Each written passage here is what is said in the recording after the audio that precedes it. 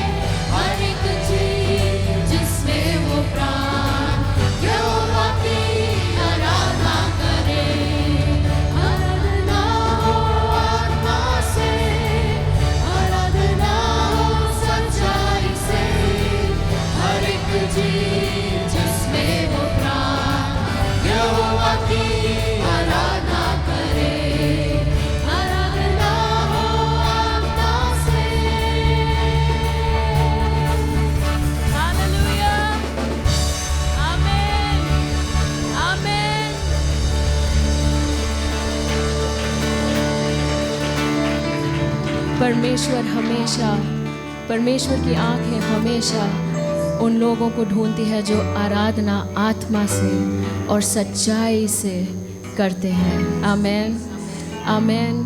परमेश्वर हमारी मदद करे और हमें सिखाए कि सच्चाई और सच्चाई में कैसे आराधना करनी है। परमेश्वर के वचन के सच्चाई पे खड़े होकर आराधना करें। आमेन। सिर्फ वो ही योग्य परमेश्वर हमारा। आमेन। उसी की आराधना करने आए हैं। Praise God. Thank you Jesus. Thank you Lord.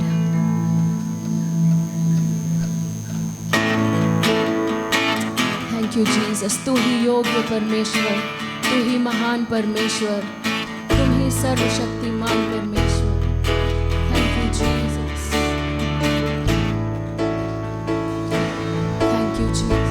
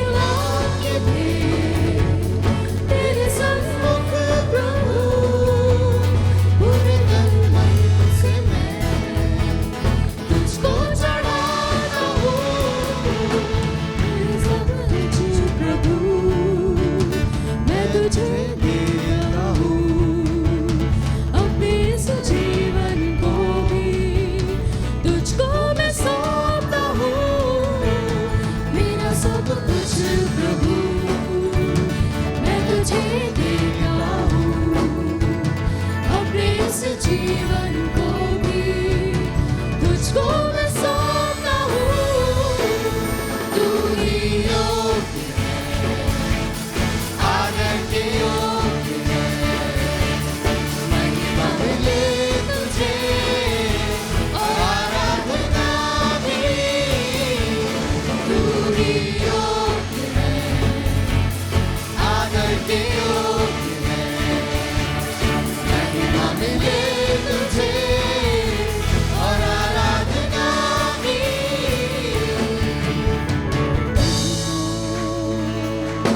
तेरे करीब लाओ और तेरे नाम को धन्य कहूँ। प्रभु मैं तुझको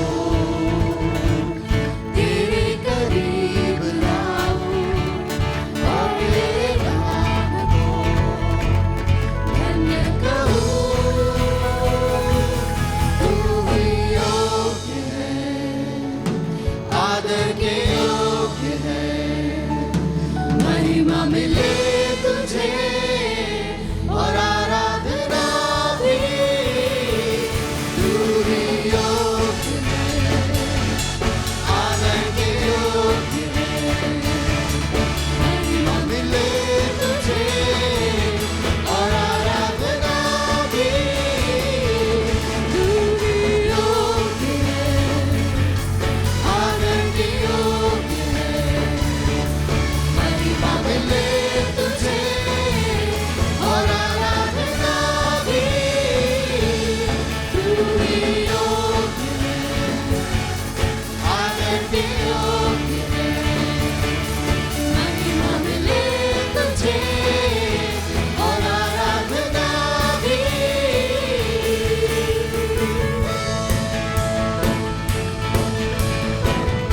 thank you Jesus.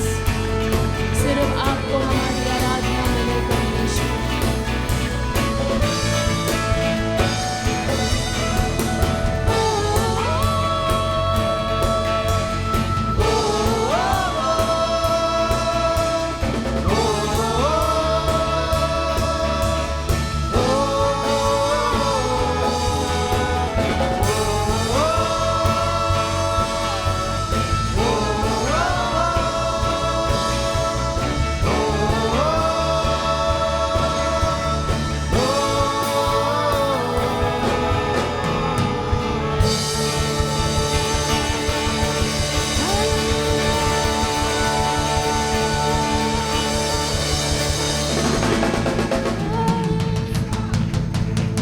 Thank you, Jesus.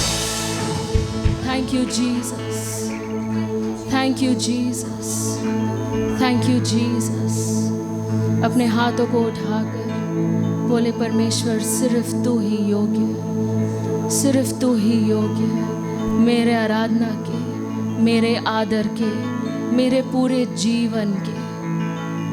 सिर्फ आप ही योग्य। मैं रोज़ हर रोज़ सिर्फ आपके लिए जीऊँ, हर रोज़ आपके वचन पर मनन करके आपसे सीखूं, आपके पाँव पर बैठकर आपसे सीखूं, आपकी बातों को सुनूं, आपके बातों पर मनन करूं, उस पर स्मरण करूं, आपके संग संग चलते रहूं, चाहे जो भी हो। कभी डरेंगे नहीं, कभी पीछे नहीं मुड़ेंगे, कभी पीछे मुड़ के नहीं देखेंगे। सिर्फ बढ़ते रहेंगे आप में, सिर्फ बढ़ते रहेंगे यीशु में, सिर्फ बढ़ते रहेंगे आपकी सच्चाई पे, ना कि शैतान की झूठी बातों पर, ना कि इस संसार की झूठी बातों पर, लेकिन सिर्फ आपके साथ, आपके हाथ को पकड़कर, आपको थामे हुए, बस आपके संग चलते चलते जाना। जीसस, क्योंकि आपने ऐसा प्रेम हमें दिखाया, हम कैसे आपको छोड़ सकते हैं। आपने ऐसा प्रेम किया है कि आपको छोड़ के कहाँ जा सकते हैं। हम जहाँ भी जाएंगे हमारा उत्तर सिर्फ आप ही हैं परमेश्वर। हम चाहे जो भी हो, आप ही हैं हमारा उत्तर, और कोई नहीं है परमेश्वर। धन्यवाद करते हैं उस प्रेम के लिए, धन्यवाद करते हैं उस भरोसे के लिए जो हम आपके ऊपर कर सकते हैं। हमारा दृढ़ स्थान, हमारा शरण स्थान। धन्यवाद करते हैं पिता परमेश्वर। Thank you Jesus, thank you Jesus, thank you Jesus.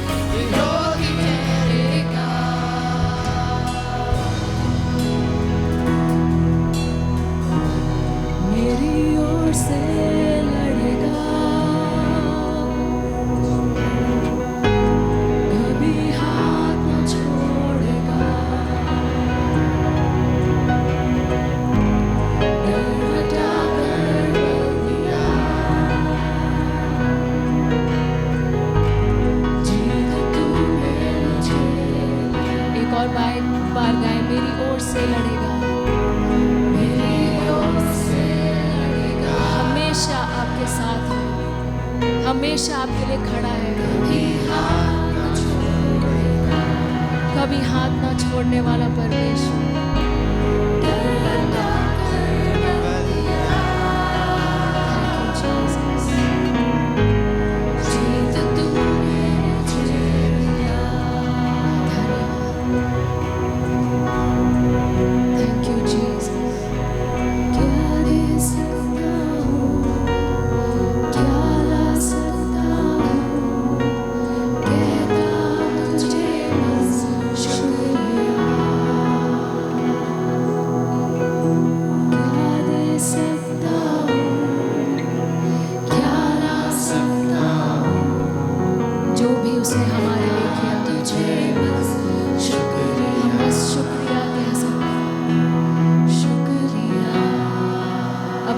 उठाकर एक हाथ को दिल पे रखे, शुक्रिया, धन्यवाद, शुक्रिया परमेश्वर, शुक्रिया, शुक्रिया, थैंक यू जीसस, शुक्रिया, थैंक यू जीसस, शुक्रिया तेरा, शुक्रिया, thank you Jesus, thank you Jesus. आप हमेशा हमारे लिए हैं, हमारे विरोध कोई भी चीज़ नहीं आ सकता, क्योंकि आप हमारे सामने हमारे विजय खड़ा है जीसस। और कोई भी चीज़ हमें उस परमेश्वर के प्यार से अलग नहीं कर सकता। कोई भी चीज़, परमेश्वर के वचन में लिखा है, कोई भी ऐसी चीज़ नहीं है जो आपको आपके पिता के प्रेम से अलग कर सकता है, आपके परमेश्वर के प्रेम से अलग कर सकता है। अपनी ओर खींच लिया है पिता परमेश्वर ने आपको अपने प्रेम से। क्या आप अपने जीवन को, अपने हृदय को, अपने मन के विचार को सब आप परमेश्वर के हाथों में सौंपेंगे आज की सुबह, और परमेश्वर से कहेंगे कि पिता परमेश्वर, हमारे सोचने के तरीके जो आपके वचन के विरुद्ध है, जो आपके दिल के विरुद्ध है, वो आप सब हटा दीजिए हमारे जीवन से। पिता परमेश्वर, हर वो बात जो आपकी ओर से नहीं है, हर वो झूठ परमेश्वर आप हमारे जीवन से मिटा दीजिए। आप अपने सच्चाई में हमको चलाइए, अपने मार्ग पे हमको चलाइए पिता परमेश्वर। आपके वचन के रोशनी में हमें चलाइए पिता परमेश्वर। और हर वो चीज़ हमारी ज़िंदगी में जो हमें आपसे अलग करती है, आप उसको दूर कर दें पिता परमेश्वर। Thank you Jesus. अपने आप को समर्पित करें। थैंक यू जीसस, ताकि वो हमारी ज़िंदगी में बढ़ता जाए और हमारा जो मैं है वो घटता जाए और बिल्कुल गायब हो जाए, कि सिर्फ परमेश्वर हमारी ज़िंदगी से प्रकाशित होने पाए। Hallelujah, thank you Jesus.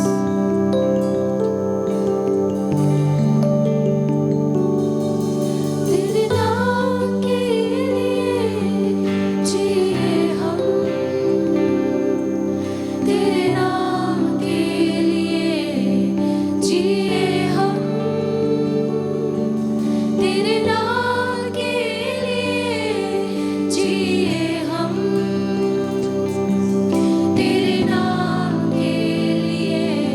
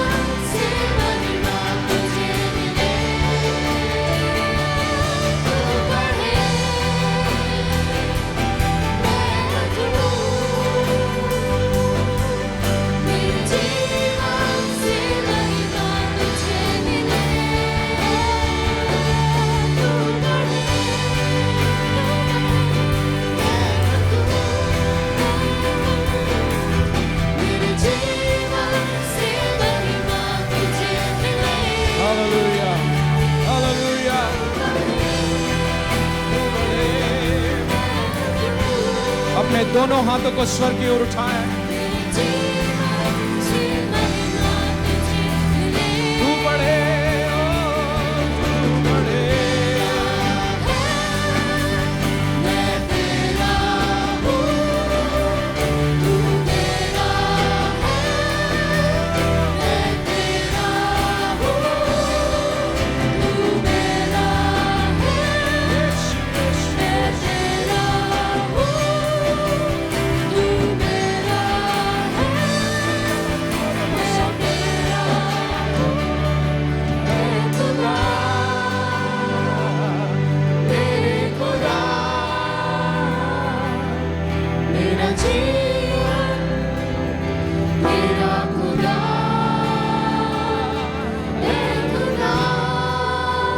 हमारी प्रार्थना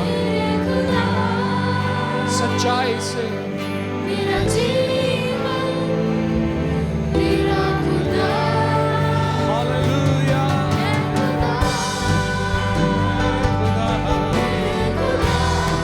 यीशु यीशु मेरा जीवन तेरा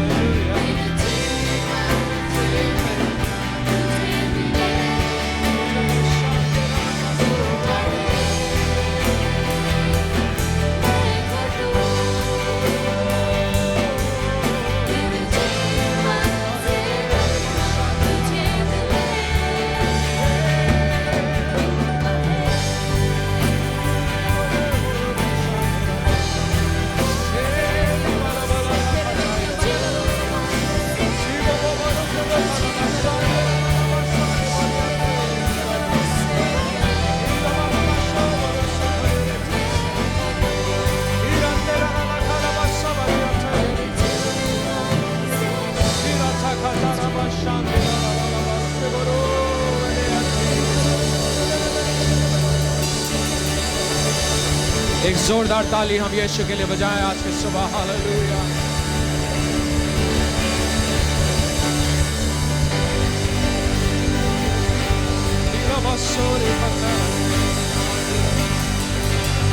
हालेलुया हालेलुया हालेलुया।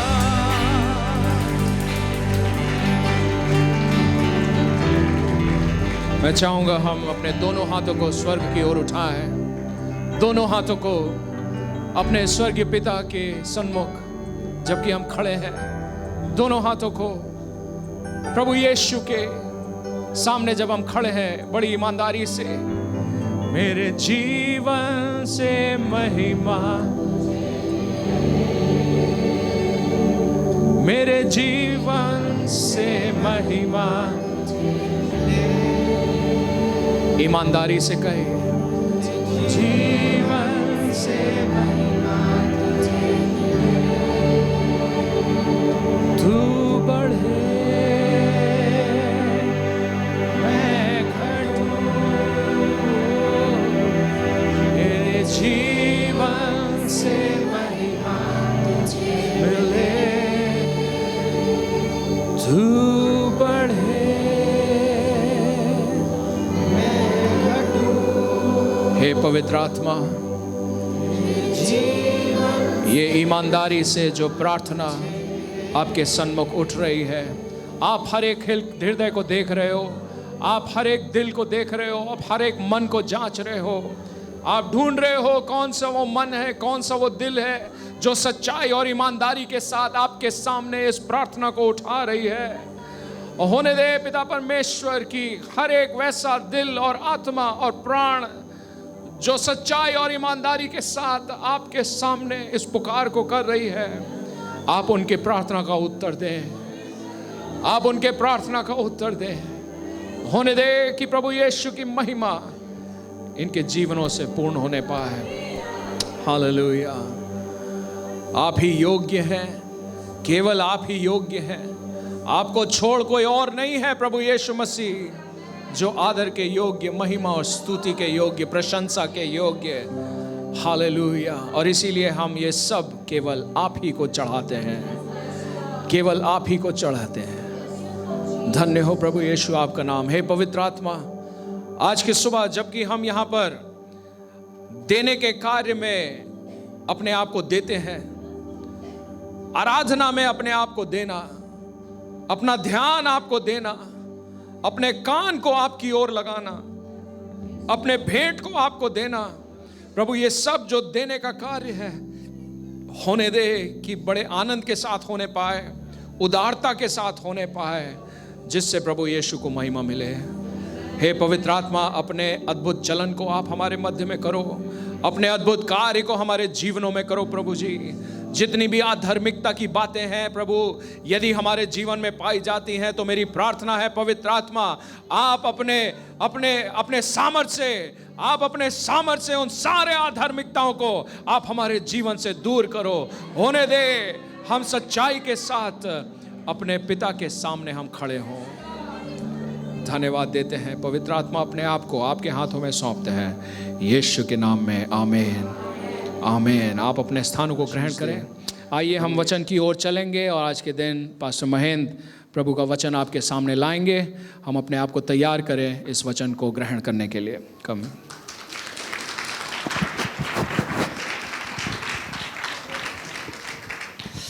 आप सबको जय मसीह की। अब मुझे पूरी आशा है, जैसे मैं हमेशा कहता हूं, कि हम सब उसके भवन में प्रवेश किया है आनंद के साथ। हालेलुया। और धन्यवाद के संग हम उसकी उपस्थिति में बैठे हैं। और कई बार मेरी प्रार्थना ये होती है कि हे परमेश्वर, मेरे गीत मेरा विश्वास बन जाए और मेरे गीत मेरी गवाही बन जाए। कई बार गीत गाना परमेश्वर के लिए आसान होता है, लेकिन उन गीतों के अनुसार जीना बड़ा मुश्किल होता है। तो इसलिए मेरी प्रार्थना कई बार मेरे लिए व्यक्तिगत जीवन के लिए रहती है, परमेश्वर मुझे इन गीतों के अनुसार जीना सिखा, क्योंकि इन्हें गाना वेदी से आसान है, लेकिन इनके अनुसार जीना मुश्किल है। और तेरा पवित्र आत्मा ही है जो अपने वचन के द्वारा मेरा सहायता कर सकता है। इसलिए आज की सुबह मेरे पूरा विश्वास है, पूरी आशा है कि हम लोग परमेश्वर के भवन में आनंद और धन्यवाद के संग बैठे हैं। आइए हम अपनी बाइबलों को पहला शमूएल उसके 15वें अध्याय की ओर खोले। बहुत ही जानी मानी कहानी है, हम सब जानते हैं बाइबल में क्या हो रहा है 15वें अध्याय में। और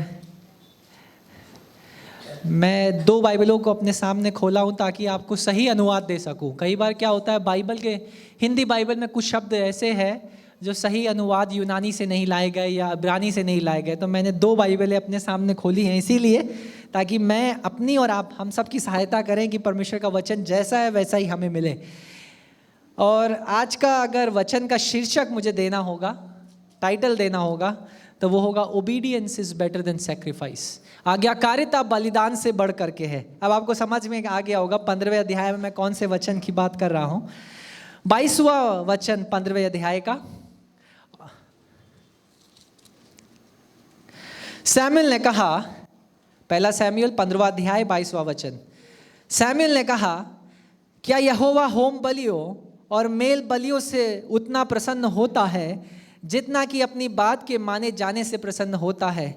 सुन, मानना तो बलि चढ़ाने से और कान लगाना मेढ़ों से की चर्बी से उत्तम है। इसीलिए मैंने कहा मैं अंग्रेजी NIV प्लस रखा हुआ हूँ ताकि मैं एक सही अनुवाद आपको दूँ। बेसिकली यहाँ पर आज्ञाकारिता की बात हो रही है। और ये वचन में जाने से पहले मैं अगर हमारे विश्वासी जीवनों की भी बात करें तो कई बार हम भी अपनी आज्ञाकारिता में असफल हो जाते हैं। आज भी भले ही आप इस बात में हामी भरें या ना भरें, लेकिन आज भी बाइबल जानते हुए, पढ़ते हुए, परमेश्वर के संग सालों चलते हुए, कलीसिया आते हुए, शिक्षा लेते हुए भी हम आज्ञाकारिता में 100% नहीं है। कहीं ना कहीं हम चूक जाते हैं। 15वें अध्याय में जाने से पहले मैं चाहता हूं कि 15वें अध्याय में मुझे पता है, आप सबको पता है क्या हो रहा है। अमेलिकियों के विरुद्ध शमूएल नबी ने आकर के ये भविष्यवाणी किया कि जा साउल और इन्हें निस्त नाबूद कर दे, विनाश कर दे। इनमें से कोई भी बचना नहीं चाहिए, ना भेड़, ना पशु, ना इंसान, कोई भी नहीं बचना चाहिए। और हमको सबको पता है आगे क्या हुआ। सामुएल ने राजा सौल ने क्या किया? आग, जो वहाँ का राजा था और जो अच्छे भेड़ बकरियाँ थे, जो अच्छा सामान था, सबको लेकर के अपने साथ चला आया, है ना। और उसके बाद सामुएल वहाँ पर आया और ये उत्तर देता है। जब वो उससे पूछता है ये तूने क्या किया, तब वो ये बहानेबाजी करता है कि मैं सबसे उत्तम भेड़े, सबसे उत्तम गाय, सबसे उत्तम, ये सारी बातें परमेश्वर के लिए यहाँ से ले आया ताकि परमेश्वर को चढ़ाए, ताकि परमेश्वर को दिया जाए। और तब सामुएल ये उत्तर देता है, परमेश्वर को बलिदान से ज़्यादा आज्ञाकारिता की आवश्यकता है। क्या हम कई बार 15वें को पढ़ते हैं लेकिन 13वें को नहीं पढ़ते हैं? पहला सामुएल 13वें अध्याय में भी एक ऐसा ही कुछ बात हो रही है। आइए 13वें अध्याय को खोलें। 13वां अध्याय, यहां पर वो दूसरे एक राज्य के विरुद्ध युद्ध लड़ रहा है और उस राज्य का नाम है फिलिस्ती। फिलिस्तियों के विरुद्ध इजराइल के लोग युद्ध लड़ने के लिए जा रहे हैं, ठीक है। और वहां पर भी एक ऐसा ही काम हुआ है कि एक ऐसी बात हुई है जहां पर सामुएल ने पहली बार परमेश्वर को प्रति अनाज्ञाकारिता को दिखाया। परमेश्वर हमें मौके देता है, समझ रहे हैं आप। 15वें अध्याय में ये दूसरा मौका था सामुएल राजा सौल के पास कि वो आज्ञाकारी बनकर वापस परमेश्वर के संग अपने रिश्ते को जोड़ ले। लेकिन 13वें अध्याय में जो कहानी शुरू हुई वो 16वें में आकर के खत्म हो गई। मैं बताऊंगा कैसे हम लोग 13वें से 16वें की ओर बढ़ेंगे। जब मैं और आप बाइबल पढ़ते हैं तो हम लोग अध्याय के हिसाब से पढ़ते हैं। पहला सामुएल 13वां अध्याय, 14वां अध्याय, लेकिन जब ये लिखा गया तो कोई अध्याय नहीं था, पूरा सामुएल एक पत्री था। तो अगर आपको पूरी कहानी सही से समझनी होगी तो आपको पहले पृष्ठभूमि देखना होगा, पहले क्या हुआ, ऐसा क्यों हो रहा है। इसलिए मैं आपको 13वें अध्याय में लेकर के आया कि हो क्या रहा है। मैं एक पृष्ठभूमि तैयार कर रहा हूँ आज के संदेश के लिए कि 15वें अध्याय में राजा साउल ने ऐसा किया क्यों, उसने अनाज्ञाकारिता परमेश्वर के विरुद्ध दिखाई क्यों। 13वें अध्याय में क्या हो रहा है, इजराइल के इर्द गिर्द और भी दूसरे राज्य रहते हैं। फिलिस्ती है, अमोक है, मोबाइट्स है, मोब के लोग भी वहाँ मौजूद है। फिलिस्तियों ने क्या किया है, इजराइल के देश में क्या किया, इजराइल का जो लैंड है, भूमि है, उसमें अपना एक पोस्ट बना रखा है। जैसे मान लीजिए अमेरिका है, इराक में वो अपनी आर्मी को भेज करके, आप सब पता होगा, एक पोस्ट, अमेरिकन पोस्ट बना लेता है अमेरिका अपनी आर्मी का दल भेज करके।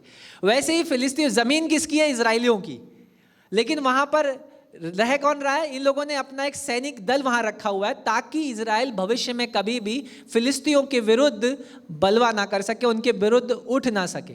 इसलिए उनको रोकने के लिए, दबाने के लिए वहाँ पे फिलिस्तियों को 13वें अध्याय में हम देखते हैं वो मौजूद है, ठीक है। और 13वें अध्याय में क्या हो रहा है, हम देखते हैं कि उसका बेटा साउल राजा का जो बेटा है योनाथन, वो क्या करता है, इनके विरुद्ध एक लड़ाई को छेड़ देता है। उसके बाद राजा साउल को एक आज्ञा दी गई थी सामुएल नबी के द्वारा 10वें अध्याय में, हम उसमें नहीं जाएंगे, लेकिन मैं आपको बता रहा हूं क्या आज्ञा दी थी। जाकर गिलगाल पर मेरा इंतजार करना, ठीक है। 10वें अध्याय में ये उसको सामुएल नबी ने ये आज्ञा दिया था। और गिलगाल पर जब मैं आऊंगा, मैं भेंट को वेदी पर चढ़ाऊंगा और तब परमेश्वर का अनुग्रह तुझ पर होगा और तू फिलिस्तियों के विरुद्ध जीतेगा।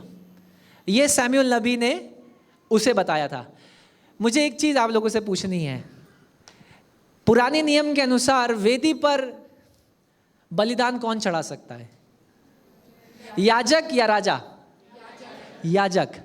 13वें अध्याय में क्या हो रहा है आप पढ़ेंगे, 7 दिन बाद वो कहता है 7 दिन बीत गए। सामुएल नबी ने कितना समय दिया था साउल को, 7 दिन के भीतर मैं वहां आऊंगा, बलिदान को वेदी पर चढ़ाऊंगा, उसके बाद ही तू लड़ाई करना। अब यहां क्या हो रहा है, 7 दिन जैसे ही बीतने वाले थे, अंतिम पल में उसने क्या किया, वो वेदी पर गया, उसने खुद बलिदान उठाया और बलिदान को चढ़ाया। व्यवस्था के अनुसार ये बहुत बड़ा पाप था। जो याजक का काम है वो याजक को करना था, राजा का काम था देश संभालने का और याजक का काम था बलिदान चढ़ाने का। परमेश्वर और लोगों के बीच में मध्यस्थता करने का काम याजक का था, एक राजा का नहीं। तो पहली गलती, पहली अनाज्ञाकारिता का शुरुआत यहाँ से हुआ जब उसने राजा की जगह याजक का काम किया, है ना। कई बार आप और मैं भी क्या करते हैं, इंतजार करते करते थक जाते हैं। परमेश्वर प्रार्थना कर रहे हैं, उत्तर नहीं मिल रहा है, और जैसे ही उत्तर दरवाजे पे खड़ा है हम क्या करते हैं, हम अपने अनुसार चीज़ों को करना चाहते हैं। वैसा ही सैमुअल ने किया। धीरज की कमी थी उसके पास। 7 दिन हो गए और अभी तक सैमुअल यहाँ नहीं पहुंचा है, और देख मेरे लोग मुझसे अलग हो रहे हैं। अगर 13वां अध्याय पढ़ेंगे, लोग उससे भाग रहे थे डर करके, क्योंकि फिलिस्तियों की आर्मी जो सेना थी उनके विरुद्ध खड़ी थी और आगे बढ़ रही थी। उसे ये चिंता थी कि कब परमेश्वर का अनुग्रह मुझे मिलेगा, जब तक बलिदान नहीं होगा तब तक अनुग्रह नहीं आएगा, उसका ये मानना था। लेकिन परमेश्वर यहाँ पर उसकी सोच को बदलना चाहता था कि बलिदान से बढ़कर आज्ञाकारिता है। अगर तू सिर्फ आज्ञाकारी बना रहे और उतना कर जितना मैंने कहा है, तो लड़ाई को जीत जाएगा। लेकिन हुआ यहाँ पे क्या, उसने क्या किया, उसने याजक का स्थान लिया, और 7वें दिन जैसा ही 7 दिन बीता, उसी कुछ क्षणों में उसने वेदी पर चढ़ा और बलिदान को चढ़ा दिया। और उसी क्षण क्या हुआ, सामुएल वहां पहुंच गया। कई बार हमारे मसीही जीवनों में क्या होता है, हम लोग भी इंतजार प्रार्थना कर रहे हैं, लौ लगा करके कर रहे हैं, और एक समय ऐसा आता है जब आप कहते हैं कि अब नहीं होगा। और हमको क्या पता था, परमेश्वर वहीं दरवाजे पे खड़ा था उत्तर देने के लिए। जैसे हम पूरा नए नियम में प्रेरितों के कार्य में देखते, कलीसिया लौ लगा करके पतरस की रिहाई के लिए प्रार्थना कर रही थी, और जब प्रार्थना का उत्तर दरवाजे पर खड़ा हुआ तो कह ले कि उसका भूत है, हम विश्वास नहीं कर सकते कि पतरस या, क्योंकि उनके हिसाब से वो मर चुका है। हम और आप भी यही करते हैं, प्रार्थना कर रहे हैं, लेकिन जब प्रार्थना का उत्तर दरवाजा खटखटा रहा है, हम दरवाजा खोलने के लिए तैयार नहीं है कि क्या परमेश्वर ये कर सकता है। मेरे प्रियो, जब तक इजराइल के लोग फिलिस्तियों के अधीन बने रहे, तब तक फिलिस्तियों को कोई परेशानी नहीं थी।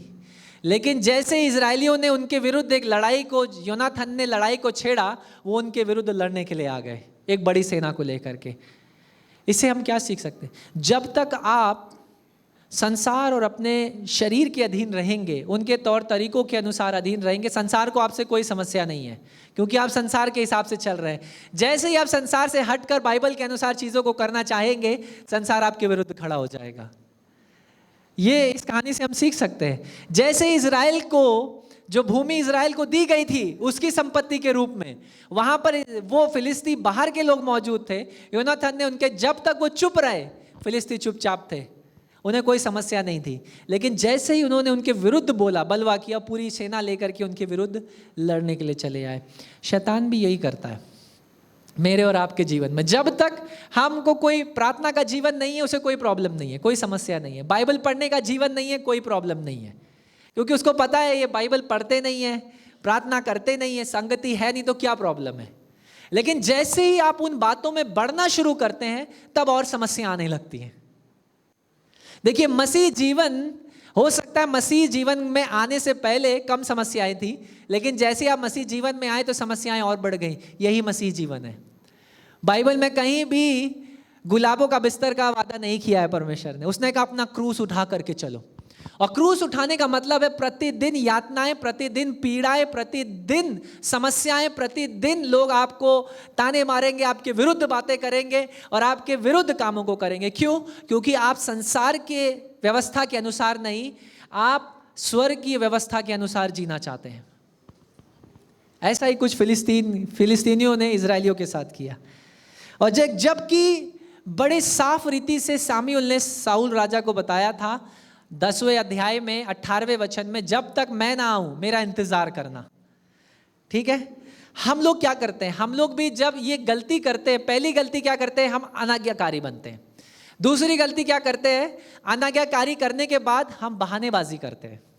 हम अपनी गलती मानने की बजाय क्या करते हैं, मैंने ये इसलिए किया क्योंकि ये ऐसा करना था, अगर ऐसा नहीं करते तो ऐसा हो जाता। ठीक है ना। सैमुएल के जीवन से सीखते हैं, क्या कहता है वो। सैमुएल जब उसके पास आया 13वें अध्याय में हम देखते हैं, आइए इस वचन को पढ़े ताकि हम समझे वो क्या बहाने दे रहा है वहां पर। 9वें वचन से देखिए, 8वें वचन से पढ़ रहा हूं। वह सैमुएल के ठहराए हुए समय अर्थात 7 दिन तक बाट जोता रहा, यानी 7 दिन तक उसने इंतजार किया। ठीक है, उसके बाद परंतु सैमुअल गिलगाल में ना आया और लोग उसके पास इधर उधर होने लगे। यानी अब उसे चिंता किस बात की थी कि मेरे जो लोग हैं, मेरे जो सैनिक हैं, वो इधर उधर भाग रहे हैं, तितर बितर हो रहे हैं। उसको चिंता इस बात की नहीं थी कि सैमुअल नहीं आया है, अभी तक बलिदान नहीं हुआ, ये उसी का काम है। परमेश्वर की आज्ञाकारिता की कोई चिंता नहीं, मेरे लोग इधर उधर भटक रहे। जो ही वह होम बलि को चढ़ा चुका, 10वें वचन में,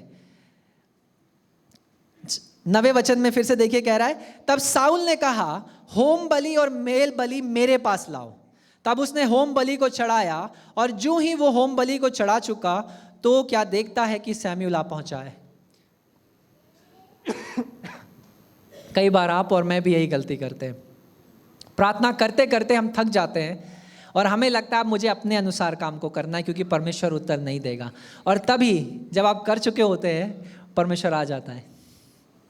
कई बार इस प्रकार है जैसे कि मेरा बेटा 2 साल का होने वाला है। मैं उदाहरण के रूप दे रहा हूँ आपको। मेरा बेटा हो या किसी का भी बच्चे हो, छोटे बच्चे क्या करते हैं, अब आपने बिस्किट का कोई रखा हो, डब्बा रखा हो, उसके अंदर वो बिस्किट है जो उन्हें पसंद है और आपने मना किया मत खाना, तो वो जब आप नहीं होंगे तभी खाएंगे। और जैसे ही आप उस समय आ जाए जब उनका हाथ उस डब्बे के अंदर है तो वो क्या कहेंगे, आओ चलो खेलते हैं मम्मी या पापा।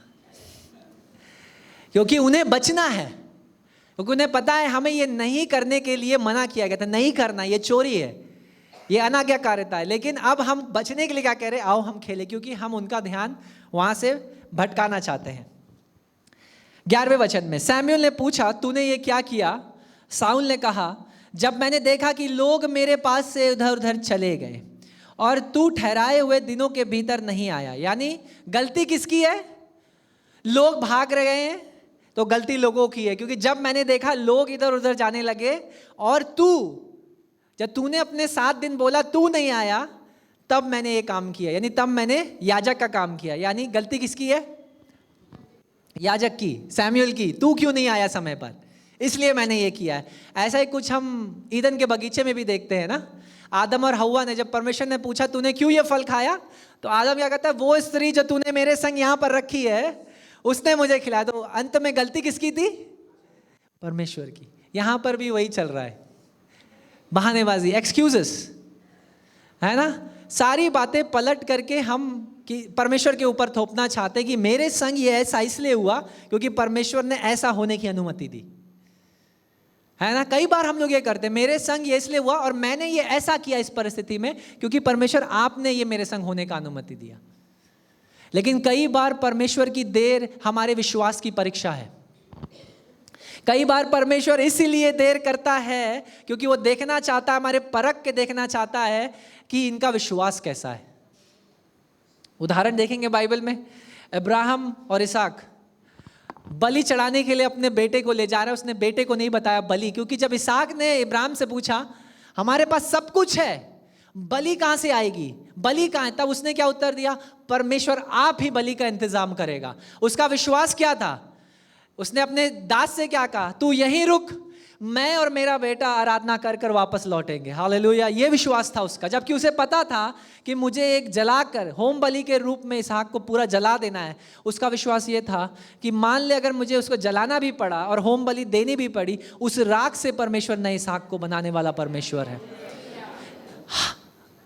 परमेश्वर की देरी उसके प्रति अनाज्ञाकारिता दिखाने का बहाना नहीं बनना चाहिए। परमेश्वर की देरी हमारे विश्वास की परीक्षा है। वो देखना चाहता है कि इनका विश्वास कैसा है। 7 दिन बीत चुके हैं, अब मैं देखना चाहता हूं कि साउल जिसको मैंने अभिषेक करा, जिसको मैंने राजा ठहराया है, वो कैसा राजा है। क्या वो मुझ पर भरोसा रखेगा और आज्ञाकारी बना रहेगा या खुद याजक का स्थान ले लेगा। कई बार हम परमेश्वर का स्थान ले लेता है।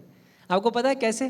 क्योंकि हम खुद अपनी समस्या को हल करना चाहते हैं। तो परमेश्वर भी कहता है करो, कहता है करो, मैं भी देखता हूं कैसे करते हो, है ना। उसे पता है ठीक है, जब तुम खुद कर सकते हो तो करो, मैं भी देखना चाहता हूं, क्योंकि मैं तो उस क्षण तक इंतजार करूंगा जब कोई मार्ग, जब कोई रास्ता नहीं दिखाई देगा, और तब मैं लाल समुद्र को 2 भाग करूंगा, क्योंकि तब मेरी महिमा प्रकट होगी। जब तक मार्ग दिखाई दे रहे हैं, इंसान कर सकता है, तब तक परमेश्वर को करने की जरूरत नहीं है। परमेश्वर असंभव को संभव करने वाला परमेश्वर है। संभव को संभव तो मनुष्य भी कर सकता है, हालेलुया, लेकिन असंभव को अगर संभव सिर्फ कर सकता है तो वो सिर्फ हमारा परमेश्वर यहोवा है। मुझे आप इतिहास में कोई एक ऐसा दूसरा नाम बता दीजिए जो मरे हुओं में से दोबारा जी उठा और आज भी जीवित है और अपने लोगों से बात करता है। आप इतिहास उठा के पन्नों को पढ़िए, मैं कितने सारे भविष्यवक्ता, कितने सारे नबी, कितने सारे सो कॉल्ड वाइस मैन, ज्ञानी पुरुष आए, उनमें से किसी का मुझे इतिहास उठाकर ये बताइए जिसने जो मरे हुए से दोबारा जी उठा, या जो पाप को मिटाने आया, पापियों को नहीं। यीशु मसीह। मेरे प्रियो, हमें समझना है कि हम परमेश्वर की देरी हमारे अनाज्ञाकारिता का बहाना नहीं बनना चाहिए। पहली बात, अगर परमेश्वर किस बात को टाल रहा है तो समझ जाइए परमेश्वर की कोई योजना है, और जितना बड़ा आपका धीरज उतनी बड़ी उसकी महिमा। इसको मैं कॉमर्स के टर्म में बताऊं क्योंकि मैं कॉमर्स का स्टूडेंट रहा शुरुआत से, एमबीए भी वहीं से बिजनेस मैनेजमेंट में किया। तो कॉमर्स में क्या कहते हैं कि आप जब पैसा जितना देर ब्याज के लिए रखोगे ना तब ब्याज लंबा मिलता है ना, कंपाउंड इंटरेस्ट मिलता है आपको, ब्याज पे ब्याज। तो ये विश्वास में जीवन में भी ऐसा कुछ है, जितना लंबी आपका विश्वास की दौड़ है उतनी बड़ी महिमा परमेश्वर आपके जीवन में तैयार कर रहा है, हालेलुया। उसकी देरी देर नहीं है। लाजरस 4 दिन दफनाए होकर बीत चुके थे। जब सब ने ये कहा कि अब ये जीतेगा, यीशु को मूर्ख कहा। कई लोग वहाँ फरीसी मौजूद थे, ये मूर्ख है, ये कैसी बात करता है। 4थे दिन, क्योंकि यहूदियों के बीच एक कहावत थी कि 3 दिन तक आत्मा जो है आसपास मंडराती वापस आ सकती है शरीर के अंदर। तो इसीलिए यीशु मसीह ने सोचा इनकी वो विश्वास भी टूट जाने दो। इसीलिए 4 दिन बाद जब वहाँ पहुँचा किसी के पास कोई आशा नहीं थी, और तब यीशु मसीह ने 4 घंटे का प्रार्थना किया, लाजरस बाहर निकला। मुर्दे भी उसकी आज्ञाओं को सुनकर बाहर निकल आते हैं, हालेलुया। तो इसलिए मेरे प्रियो, याद रखिए परमेश्वर की देरी हमारी अनाज्ञाकारिता का बहाना ना बने।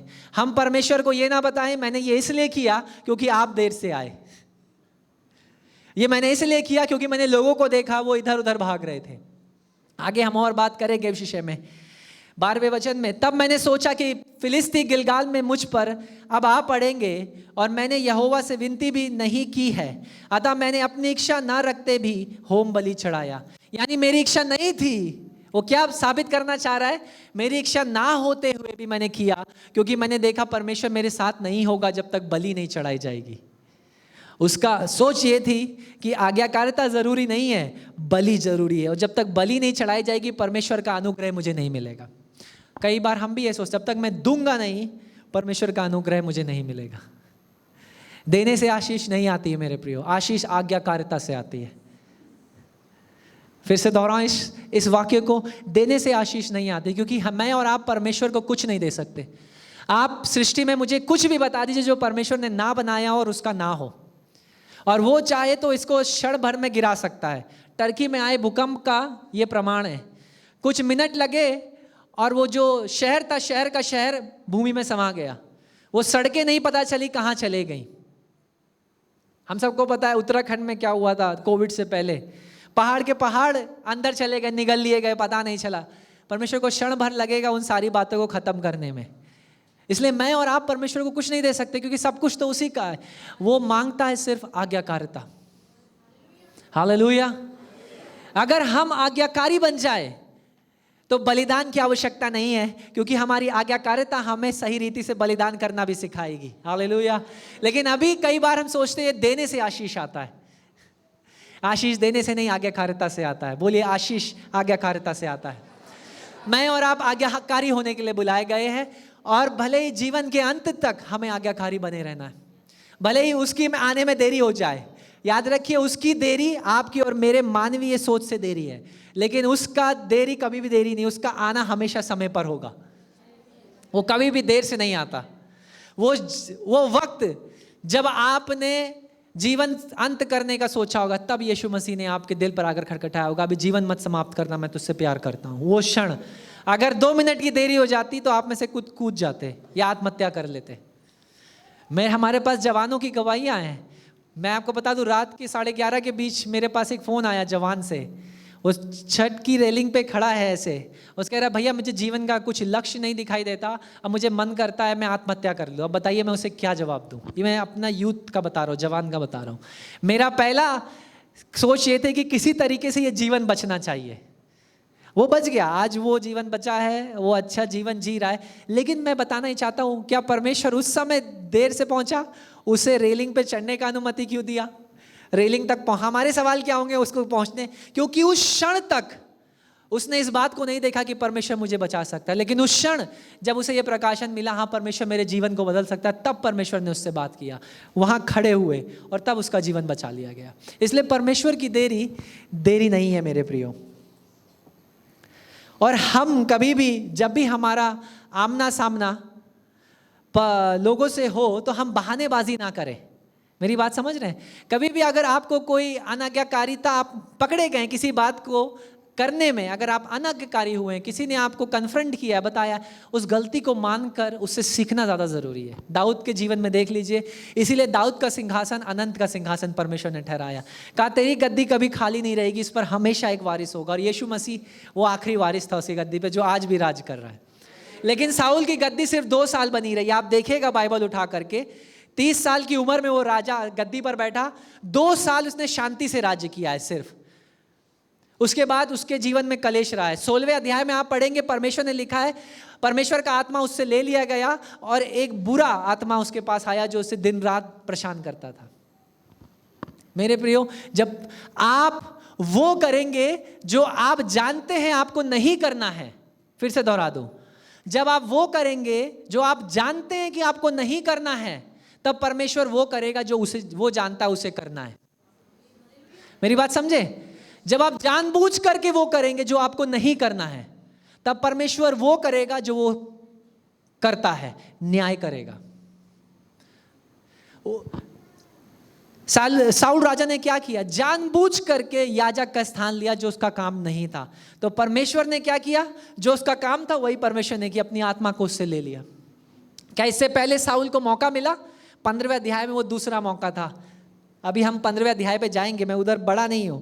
तो हमें यह देखना है कि जब हम अपने पाप के विरुद्ध बहानेबाजी करते हैं तो हमारा पाप और बुरा हो जाता है, और भयानक हो जाता है, हम उसमें और गहरे गिर जाते हैं। सबसे अच्छी बात यह होगी हम गलती मान ले और कहते हैं हाँ मुझसे गलती हुई है, और उससे आगे बढ़ने के लिए परमेश्वर से क्षमा मांग करके परमेश्वर मेरी मदद कर। जैसे दाऊद भजन संहिता 51 में उसकी एक प्रार्थना है रिपेंटेंस की, मन फिराने की। आप उस प्रार्थना को पढ़िए, कैसे उसने मन फिराया। वो कहता है परमेश्वर मेरी हड्डियों को तोड़, मुझे अंदर से झिझोर दे, मुझसे तू मुझे अनुशासित कर, मुझे दंड दे, लेकिन अपनी आत्मा को मुझसे दूर मत करना। आपको पता है उसके पास सबसे बड़ा ये भय था कि परमेश्वर तेरी आत्मा मुझसे दूर नहीं होनी चाहिए, क्योंकि उसने साउल के जीवन में देख लिया था कि जब परमेश्वर का आत्मा साउल के पास नहीं था तो साउल की क्या दुर्गति हुई। तो उसने देखा था परमेश्वर अगर सब कुछ मेरे पास है, ये सिंहासन है, ये सोना, ये चांदी, ये पूरा इज़राइल मेरे पास है, लेकिन अगर तेरी उपस्थिति मुझसे छीन ली जाए तो मेरे पास क्या होगा। इसीलिए मुझे दाऊद बहुत पसंद है, क्योंकि वो राजा कम और दास ज्यादा था। और साउल क्या था? साउल राजा ज्यादा और दास कम था। समझ रहे मेरी बात? हम सबको दास होने के लिए बुलाया गया, राजा होने के लिए नहीं। इसका गलत मतलब मत समझिएगा। मैं दास कह रहा हूं, इसका मतलब हम सबको सर्वेंट लीडर्स बुलाया गया है। आजकल का जो बाहर का संसार है ना, वो बाइबल के सिद्धांतों को लीडरशिप में, अगुवाई में यूज कर रहा है। पता है आपको? बाइबल से लीडरशिप सेमिनार्स हो रहे हैं। मूसा के जीवन से, दाऊद के जीवन से अगुवाई के विषय में बातें की जाती है कि कैसे उन्हें इजराइल को लीड किया, कैसे उनकी अगुवाई करी। और हम जो मसीह हैं जिनके पास ये सिद्धांत होने चाहिए, हमारे जीवनों में ये नहीं पाए जाते। आज्ञाकारिता सबसे बड़ा, वो कहते हैं ना, गहना अगर मसीहत का है तो वो है आज्ञाकारिता बिना। और यीशु मसीह की आज्ञाकारिता अगर आप देखते हैं, सबसे अच्छा उदाहरण, क्रूस तक आज्ञाकारी बना रहा पिता के, अपने प्राण भी उस क्रूस पर उसने त्यागे। गत्सेमनी के बगीचे में बाइबल में आप पढ़ेंगे तो लिखा है उसे खून का पसीना आ रहा था। साइंटिफिकली ये प्रूवन है विज्ञान के अनुसार कि अगर आप इतने स्ट्रेस में हैं, इतना मानसिक दबाव में है, तो एक ऐसी परिस्थिति आ जाएगी जब पसीने के संग खून भी आपके स्किन की वो छोटे छोटे पोर्स से बाहर निकलने। ऐसी एक परिस्थिति में उसने कहा परमेश्वर मेरी नहीं तेरी मर्जी मेरे जीवन में पूरी हो जाए। क्या यीशु मसीह चाहता तो लाखों स्वर्गदूत आकर उसके सामने खड़े होकर हजूरी नहीं देते? उसकी एक आज्ञा पर हजारों स्वर्गदूत सामने खड़े हो जाते और सबको मिटा देते। जैसे सदोम और गमोरा में सिर्फ 2 की जरूरत पड़ी और 2 ने उस पूरे 2 नगरों को निस्तनाबूद यानी विनाश कर डाला। आज आप उठा के देखेंगे आज के मैप में तो वो रेगिस्तान है। आज का अगर आप एटलस उठाएंगे तो वो दोनों नगर रेगिस्तान है। परमेश्वर ने विनाश कर डाला 2 स्वर्गदूतों ने। तो क्या यीशु मसीह के पास वो अधिकार नहीं था? बिल्कुल था, लेकिन वो आज्ञाकारी बना रहा अंत तक। मुझे और आपको आज्ञाकारी होने के लिए बुलाया गया है, बहानेबाजी करने के लिए नहीं। ठीक है, तो इसमें 13वें अध्याय से हम देखते हैं परमेश्वर का जो न्याय है वो साउल के जीवन में अब आना था, क्योंकि वो अनाज्ञाकारी हो गया। पहला ये मौका था 2 साल के राज्य में कि वो पहली बार उसने परमेश्वर के प्रति अनाज्ञाकारी दिखाई। लेकिन जब इसकी तुलना हम अगर दाऊद से करें, साउल की तुलना, क्योंकि साउल के बाद राजा कौन बना? दाऊद। और 13वें अध्याय में सैमुअल उससे क्या कह रहा है? परमेश्वर ने तुझे राजा के रूप में ठुकरा दिया है और तेरे सम्मुख एक दूसरे को तैयार किया है जिसका वो अभिषेक करेगा और उसका सिंहासन सदा के लिए बना रहेगा। दाऊद के विषय में बात कर रहा है, राइट? तो दाऊद को क्यों चुना? और एक और स्टेटमेंट, एक और वाक्य लिखा गया जो पूरी बाइबल में किसी दूसरे मनुष्य के लिए मैंने नहीं देखा। लिखा है a man after God's own heart. परमेश्वर के हृदय के समान एक व्यक्ति ने को परमेश्वर ने चुन लिया है। मैं प्रार्थना करता हूँ मेरी और आपकी गवाही ये हो कि परमेश्वर खुद ये गवाही दे हमारे विषय में कि ये मेरे हृदय के समान निकला या निकली, या मेरे हृदय के समान पुरुष या महिला थी। ये गवाही, जब लोग आपके विषय में बात करते हैं ना कि बड़े अच्छे थे, तो वो आपका रेपुटेशन हो सकता है, लेकिन जब खुद परमेश्वर आपके विषय में ये गवाही देगा तो ये कितनी अद्भुत बात होगी स्वर्ग में कि ये मेरे हृदय के समान निकला। कौन सी ऐसी बातें थी जो दाऊद को परमेश्वर के हृदय के समान बनाई लेकिन साउल को परमेश्वर के हृदय से दूर कर दिया? आपको पता है क्या बात थी?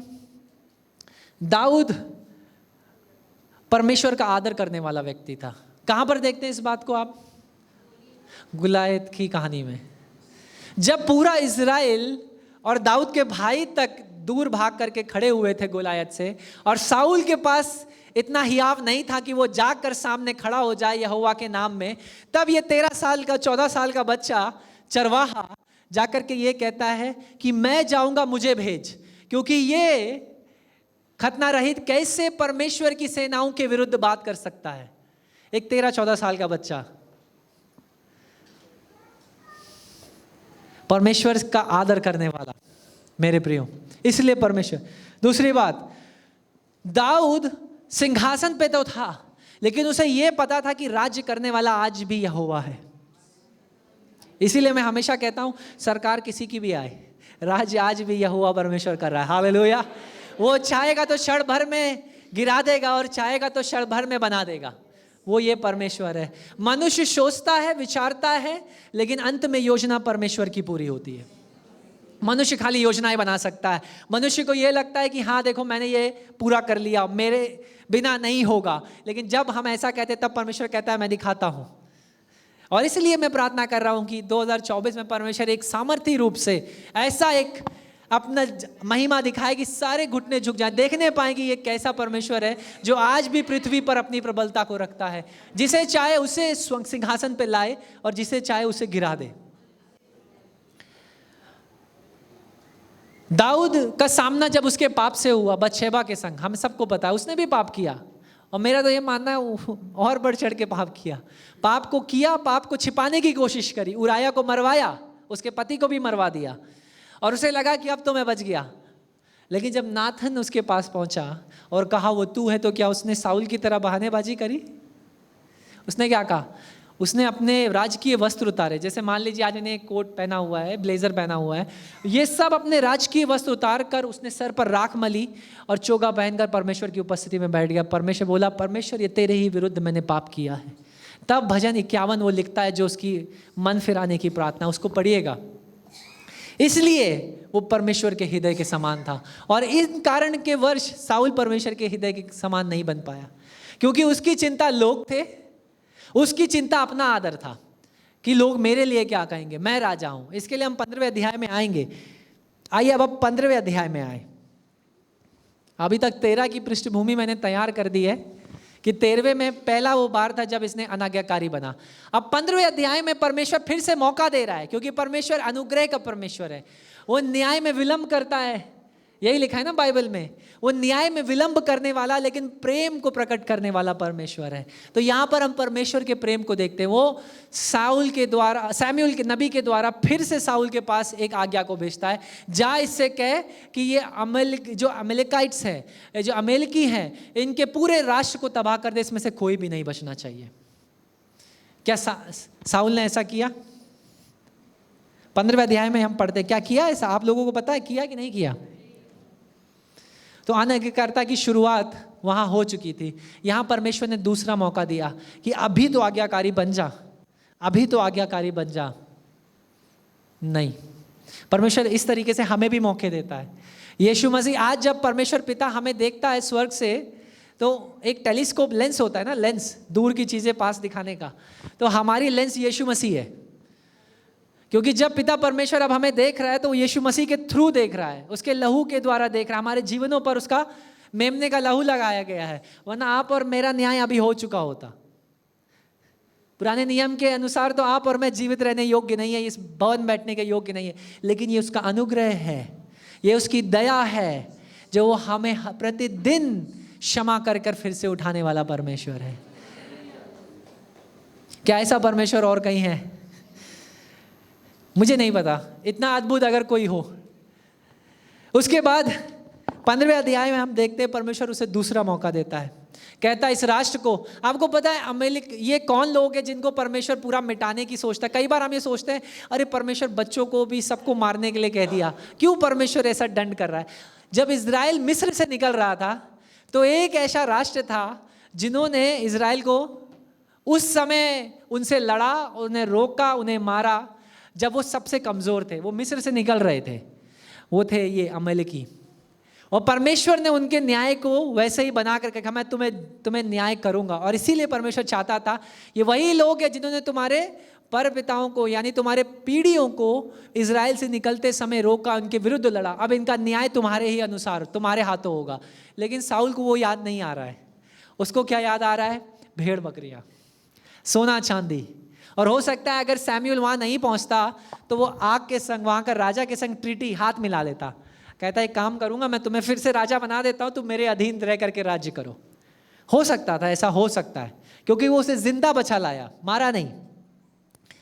तो यहां पर 4 बातें जो 15वें अध्याय में मैं चाहता हूं आप और मैं देखें, क्योंकि अब हम इस पृष्ठभूमि को समझ गए हैं कि अनाज्ञाकारिता, वो अनाज्ञाकारी अचानक से नहीं हुआ, ये अनाज्ञाकारी की एक पीछे से चला आ रहा है। वो पीछे से परमेश्वर की आज्ञा को नहीं मान रहा था। क्योंकि आप 15वें अध्याय को पढ़ेंगे तो आप कहेंगे अरे ये तो अचानक से परमेश्वर ने मौका भी नहीं दिया इसको, तो मौका इसको 13वें 14वें मौका ही मौका था कि ये फिर से मन फिराए परमेश्वर के निकट है। 15वें अध्याय में परमेश्वर ने दूसरा मौका दिया कि साउल जा और इनका नाश कर और मेरी आज्ञा को पूरा कर, लेकिन उसने वैसा नहीं किया। उसका बहाना क्या था? 4 ऐसी बातें जो मैं चाहता हूं आप और मैं अपने जीवन में गांठ मार लें, जो परमेश्वर के अनुग्रह को हमारे जीवन में रोक सकती हैं, उसके फेवर को, अनुग्रह को। पहली बात, लोगों को और लोगों की चिंता और लोगों को प्रसन्न करने की चिंता मत करें, परमेश्वर को प्रसन्न करने की चिंता करें। हालेलुया। क्योंकि हमारी चिंता क्या होती है? लोग क्या कहेंगे। साउल की चिंता क्या थी? जब सैमुअल उसके पास आया, उससे कहा ये मैं क्या सुनता हूं अपने कानों में, तो उसने क्या कहा? उसका जवाब आपको दिखाएगा वो परमेश्वर से कितनी दूर। मैं चाहता हूं उस वचन को आप पढ़िए आपके बाइबलों में, 15वां वचन, 15वें अध्याय का 15वां वचन मैं पढ़ने जा रहा हूं। साउल ने कहा वे तो अमेलेकियों के यहां से आए हैं, अर्थात प्रजा के लोगों ने अच्छी से अच्छी भेड़ें और बकरियों और गाय बैलों को तेरे परमेश्वर, किसके परमेश्वर? आपने बहुत बार पढ़ा होगा ना ये वचन, लेकिन आज मैं आपको थोड़ा ध्यान से पढ़वाने की कोशिश कर रहा हूं कि वो कितना दूर हो चुका था परमेश्वर से।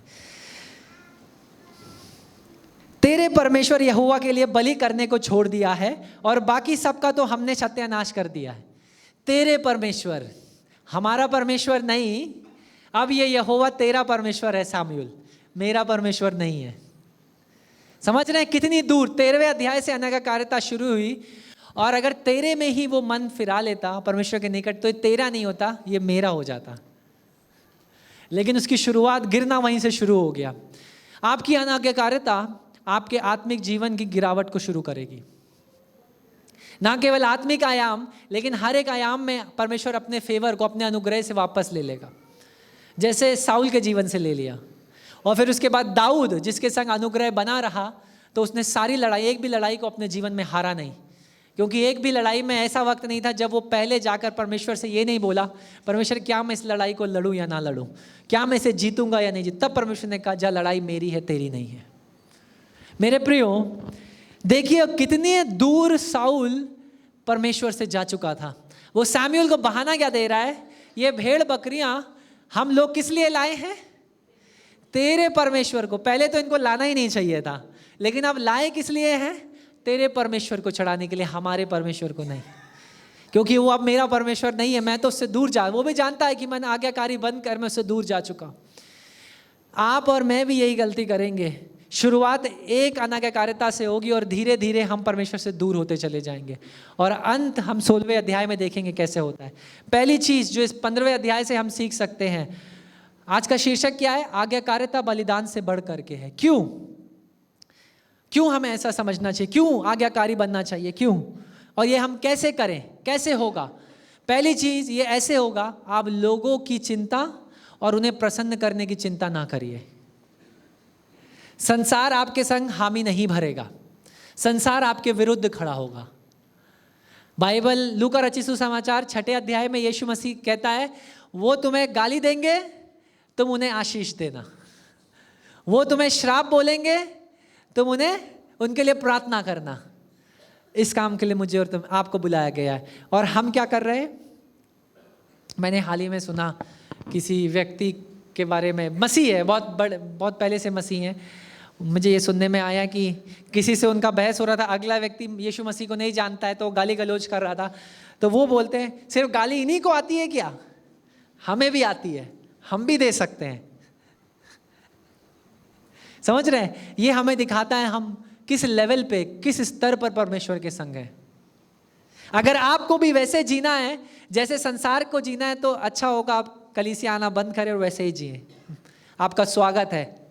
लेकिन जानबूझकर वैसा काम करे जो नहीं करना चाहिए, तब याद रखिए परमेश्वर वो करेगा जो उसे करना चाहिए, और वो है न्याय। जानबूझ करके वो गलतियां ना करिए जिसको आपको सिखाया गया, वचन में लिखा हुआ है मत करो, क्योंकि जानबूझ कर करना आपको पता है कि मैं कहां जा रहा हूं, और समय ऐसा आएगा आप परमेश्वर से दूर हो जाएंगे और परमेश्वर भी आपसे दूर हो जाएगा। मेरे प्रियो, इसलिए पहली बात, हम कैसे आज्ञाकारी बनेंगे, लोगों की और लोगों को प्रसन्न करने की चिंता मत करें। साउल ने क्या गलती करी, अपने सैनिकों से डरा, उनको प्रसन्न करने की कोशिश करी, ठीक है ले लो, जबकि आज्ञा थी सबको मिटा दो। दूसरी बात, अपने आदर की चिंता मत करिए। 30वां वचन 15वां अध्याय का, उसने कहा मैंने तो पाप किया है, तो भी मेरी प्रजा के पुरनिये और इज़राइल के सामने मेरा आदर कर। यानी शामूएल वहां से जा रहा था गुस्सा होकर, वो कह रहा है हाँ मैंने पाप तो किया है, लेकिन पुरनियों के सामने और लोगों के, मेरी प्रजा के सामने मेरा आदर कर। यानी मेरा आदर परमेश्वर के आदर से बढ़ करके, साउल ये कह रहा था। दूसरी बात जिसको मुझे और आपको समझना है, मेरा और आपका आदर कुछ नहीं है, परमेश्वर का आदर सब कुछ है। हालेलुया। अगर हम उसका आदर करना सीख जाएंगे तो वो हमारा आदर कर, हमारे आदर की चिंता वो अपने आप करेगा। अगर हम उसके संग गुप्त में विश्वास योग्य बन जाएंगे तो वो पब्लिक में हमारे, सबके सामने हमारे लिए विश्वास योग्य बन जाएगा। हालेलुया। क्योंकि जब गुप्त में हम होते हैं ना, तब वो असलियत हमारी सामने आती है कि हम हैं कौन। जब हम 4 विश्वासियों के सामने तब हम बड़े अच्छे हैं, लेकिन जब गुप्त में हम एकांत में बैठे तब हम कैसे हैं, वो हमारी असलियत को दर्शाता है। और अगर हम अपने गुप्त समय में परमेश्वर के संग विश्वास योग्य बन जाएंगे तो परमेश्वर सबके सामने हमारे लिए विश्वास योग्य बन जाएगा। हमें परमेश्वर के आदर की चिंता करनी, ना कि अपने आदर की चिंता करनी है। समझ रहे हैं? क्योंकि बदला लेना परमेश्वर का काम है, मेरा और आपका काम नहीं। मेरा और आपका काम है प्रार्थना करना, आशीष देना, लोगों के लिए मदद करना, उनके संग प्रार्थना करना, उनको प्रभु के वचन की गवाही देना। ये मेरा और आपका काम है, ना कि उनके विरुद्ध अंगुलियां उठाना। तीसरी बात, लोगों का भय मत माने, परमेश्वर का भय माने। सबसे बड़ी समस्या साउल के साथ, 24वें वचन में पढ़ लीजिए इसको, वो खुद कह रहा है 24वें वचन में 15वें अध्याय के। साउल ने शमूएल से कहा, मैंने पाप किया है, मैंने तो अपनी प्रजा के लोगों का भय मानकर, भय किसका भय? अपनी प्रजा का, अपने लोगों का, लेकिन मेरे पास परमेश्वर का कोई भय नहीं है। तो ऐसे भय की कोई आवश्यकता नहीं है जिसमें परमेश्वर का भय ना हो, लेकिन इंसान का पूरा भय हो। कई बार मुझे ऐसा लगता है हम इंसानों से इतना डरते हैं जितना परमेश्वर से भी नहीं डरते होंगे। कई लोग अपने बॉसेस से, अपने मैनेजर से, उनके सामने जाने से इतना डरते जितना वो परमेश्वर का भय नहीं मानते होंगे, है ना? लेकिन वास्तविक जीवन में ये भय ऐसा भय नहीं है कि परमेश्वर मुझे दंड देगा इसलिए मुझे उसका डर मानना है। ये भय एक आदर के भय को दर्शाता है, क्योंकि परमेश्वर पवित्र परमेश्वर है। वो कितना असीम, कितना महान परमेश्वर, जिसने मुझे मेरे पापों से छुड़ाया, बचाया, ये उस भय की बात करता है। ये इसलिए नहीं कि मैं गलत करूंगा तो परमेश्वर मुझे मारेगा, नहीं। ये भय इसलिए क्योंकि परमेश्वर मेरा पिता है, वो मुझसे प्रेम करता है। चौथी बात, सच्चा मन फिराओ, जो साउल के पास नहीं था। जब आप और मैं गलती करें, उसका सबसे अच्छा समाधान यह है, गलती मानकर परमेश्वर की उपस्थिति में बैठ जाएं और उससे क्षमा मांग ले, मन फिरा लें, परमेश्वर मुझे क्षमा कर। लेकिन साउल ने कहा हाँ मैंने पाप तो किया है, लेकिन उससे मैं मानता हूँ मैंने पाप किया है, लेकिन मेरा आदर ज़्यादा ज़रूरी है, इसलिए मेरी प्रजा के सामने, मेरे पुरनियों के सामने आकर कम से कम वो बलिदान तो चढ़ा दे। शमूएल से साउल कह रहा है। इसीलिए वो एक राजा के रूप में, एक परमेश्वर के दास के रूप में असफल हो गया। इसका परिणाम स्वरूप 16वां अध्याय 14वां वचन पढ़िए। 16वां अध्याय 14वां वचन में मैं पढ़ देता हूं। यहोवा का आत्मा साउल पर से उठाया गया और यहोवा की ओर से एक दुष्ट आत्मा उसे घबराने लगा। पहला मौका, दूसरा मौका, जब आप नहीं सुधरे तो परमेश्वर ने वही किया जो उसे करना चाहिए। उसने कहा जब मेरे आत्मा का कोई कदर नहीं है, मेरे अभिषेक का कोई कदर नहीं है, तो इसका कोई वैल्यू नहीं है। कई लोग ये सवाल पूछते हैं कि पास्टर महेन, क्या परमेश्वर जो अभिषेक देता है वो वापस ले सकता है? मैं कहता हूँ बिल्कुल। जो देने वाला परमेश्वर है वो लेने वाला भी परमेश्वर है। क्या जो अपनी पवित्र आत्मा को हमें दे सकता है वो हमसे ले नहीं सकता? अगर आप उस पवित्र आत्मा को शोकित करेंगे, परमेश्वर के विरुद्ध अनाज्ञाकारिता के जीवन को जिएंगे, तो वो परमेश्वर वही है जो आपका न्याय भी करने वाला परमेश्वर है। तो मेरे प्रियो, हमें समझना है कि परमेश्वर का स्तर ना मेरे लिए ना आपके लिए नीचा नहीं होगा। वो मुझे और आपको उन्हीं नज़रों से देखता है जैसे एक समान नज़रों से। तो जस्ट बिकॉज मेरे नाम के आगे एक टाइटल लगा है पास्टर, वो मुझे आपसे अलग नहीं कर सकता। मेरा न्याय आपसे दुगना होगा। ये बाइबल में लिखा है सिखाने वालों का न्याय दुगना है। तो मुझे दुगना जवाबदेही है मेरी आपसे ज़्यादा, तो मेरा न्याय भी आपसे ज़्यादा है।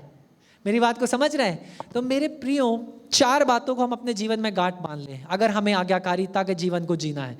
पहली, लोगों की चिंता ना करें, ना लोगों को प्रसन्न करने की चिंता करें, क्योंकि लोग मोस्ट प्रोबेबली, सबसे ज़्यादा यही होगा, कभी आपसे प्रसन्न नहीं होंगे। जिस तरीके से आप जी रहे हैं, अगर आप बाइबल के अनुसार और इस राज्य के, इसकी व्यवस्था के अनुसार जी रहे हैं, तो संसार आपसे बिल्कुल नहीं हामी भरेगा। क्योंकि वो कहेगा 40 करोड़ का काम है, 12 करोड़ मुझे दो, कमीशन मतलब घूस नीचे से, और 100 रुपये का बिल है 120 का बनाओ, वो ऐसी बातें कहेगा।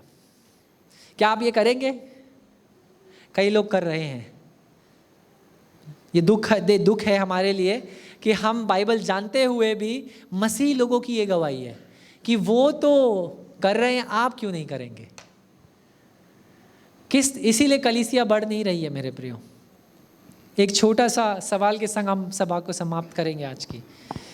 पहली सदी की कलीसिया का जो पिक्चर है, दृश्य है, वो प्रेतों के कार्य में दिखाई देता है।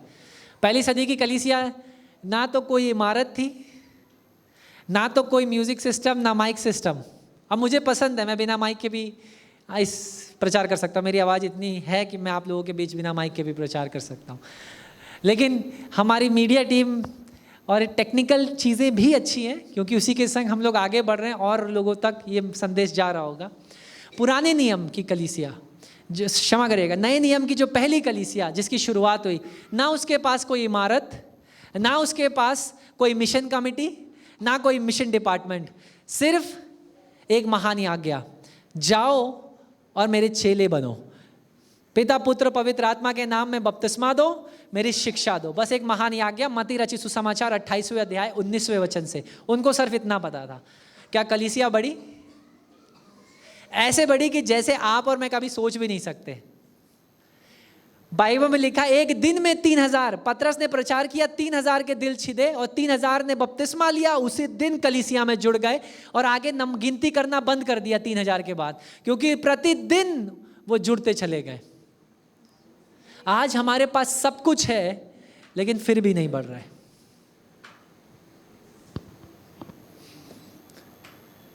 दुखद, कलीसिया जितना उन 20 सालों में बढ़ी, जो पहली सदी के 100-200 साल में जितना बढ़ी, उसके बाद के 1800 सालों में आज तक उतनी नहीं बढ़ी। हम वहाँ से कितना आगे निकल आए हैं। 2022-23 साल पहले की बात कर रहा हूँ मैं, यीशु मसीह के समय से 200 साल में जितनी कलीसिया बढ़ी वो 1800 साल में नहीं बन पाई। आपको पता है जिस तरीके से हम प्रचार कर रहे हैं और गवाही दे रहे हैं, लगभग 200 साल और लगेंगे पूरे लोगों को सुसमाचार सुनाने के लिए। ये सच बोल रहा हूँ, ये आंकड़े हैं। आप बाइबल, आप गूगल जाइएगा, इन आंकड़ों को चेक करिएगा। लगभग 100 से 150 साल और लग जाएगा जिस तरीके से हम लोग प्रचार कर रहे हैं। और अगर वैसा ही प्रचार हमारा होता जैसी पहली सदी की कलीसिया कर रही थी, विटनेस, गवाही, वैसे ही चेले हम लोग होते, तो ये पृथ्वी 7 बार यीशु मसीह का नाम सुन चुकी होती। 7 बार पूरी पृथ्वी। तो कहीं ना कहीं तो आप और मैं चुके हैं। आज हमारे पास सारी फैसिलिटीज हैं। पौलुस 7-7 दिन की यात्रा करके नावों में तूफानों के बीच से प्रचार करने, यीशु मसीह पैदल चल चल कर गांवों में यात्रा करते हुए प्रचार करता था। आज हमारे पास सब कुछ है लेकिन गवाही नहीं है। और उस समय गवाही थी और कुछ नहीं था। तो मेरा प्रार्थना ये है, सब कुछ परमेश्वर ले ले लेकिन गवाही हमारी वापस आ जाए। हालेलुया। क्योंकि उस समय कलीसिया की चिंता ये नहीं थी कि मैं क्या खाऊंगा और क्या पीऊंगा। उनकी चिंता ये थी कि कैसे प्रभु यीशु मसीह के गवाह हमें ठहरना है।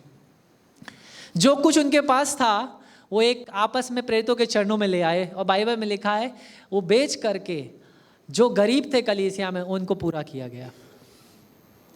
मेरे प्रियो, कहीं ना कहीं हम भी आज्ञाकारिता से चूक गए हैं। आज की सुबह मेरा काम ये था कि मैंने सोचा था प्रचार नहीं, मैं एक शिक्षा देना चाहता था आपको। वो शिक्षा थी आज्ञाकारिता की। और याद रखिए, अगर हम सिर्फ ये कहकर खुद से एक झूठा दिलासा दे देंगे कि मैंने 99% आज्ञाकारी बना, आप फिर भी 1% अनाज्ञाकारी हैं। और वो 1% आपको अनाज्ञाकारी ही ठहराएगा। वो 0.01 भी आपको अनाज्ञाकारी ठहराएगा। 99.99% भी अगर आप हैं, लेकिन वो 0.1 भी नहीं है, फिर भी आप अनाज्ञाकारी हैं। परमेश्वर ने आपको रेडिकल डिसाइपलशिप के लिए पूर्ण रीति से 100% एक चेला होने के लिए बुलाया है। अब कलीसिया को विश्वासियों की नहीं, चेलों की आवश्यकता है। क्या हम संडे आकर के खुश हो जाते हैं? हमें लगता है हमने अपना हफ्ते का कोटा पूरा कर लिया है। क्योंकि उस दिनों में कलीसिया ये इमारत नहीं थी।